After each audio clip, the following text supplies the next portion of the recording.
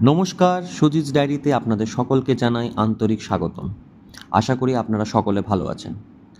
ক্যালেন্ডারের পাতায় আমরা প্রতিদিনের তারিখ দেখি, কিন্তু কিছু দিন এমন থাকে যাদের নিজস্ব এক বিশেষত্ব থাকে, যা কেবল সংখ্যা দিয়ে মাপা যায় না। সেই দিনগুলি নিজেদের মধ্যে বহন করে কিছু বার্তা, কিছু ঐতিহ্য আর কিছু দায়িত্ব।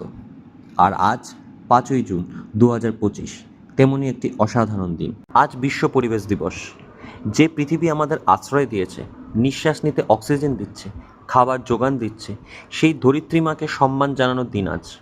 পরিবেশ দূষণ, জলবায়ু পরিবর্তন, এই সমস্যাগুলি আমাদের সামনে আজ বিরাট চ্যালেঞ্জ। বিশ্ব পরিবেশ দিবস শুধু একটা তারিখ নয়, এটা একটা শপথ।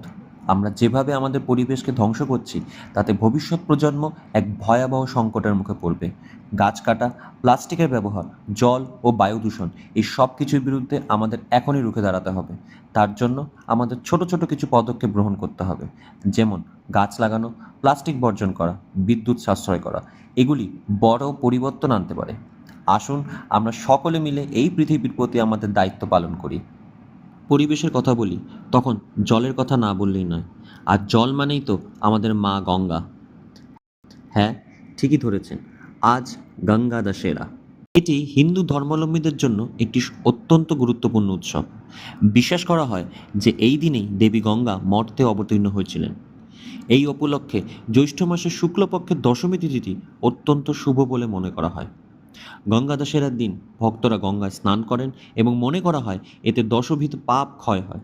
অনেকে এই দিন ধ্যান ধ্যানও করে থাকেন। উত্তরপ্রদেশ, উত্তরাখণ্ড, বিহার এবং পশ্চিমবঙ্গের মতো রাজ্যগুলিতে এই উৎসব বিশেষ ধুমধামের সাথে পালিত হয়, যেখানে বিভিন্ন ঘাটে গঙ্গা আরতি এবং পূজা অনুষ্ঠিত হয়।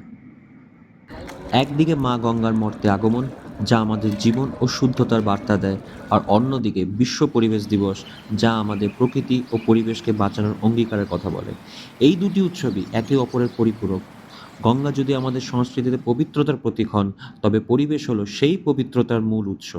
আমরা যদি আমাদের পরিবেশকে দূষণমুক্ত না রাখি, তাহলে আমাদের গঙ্গারও পবিত্রতা থাকবে না।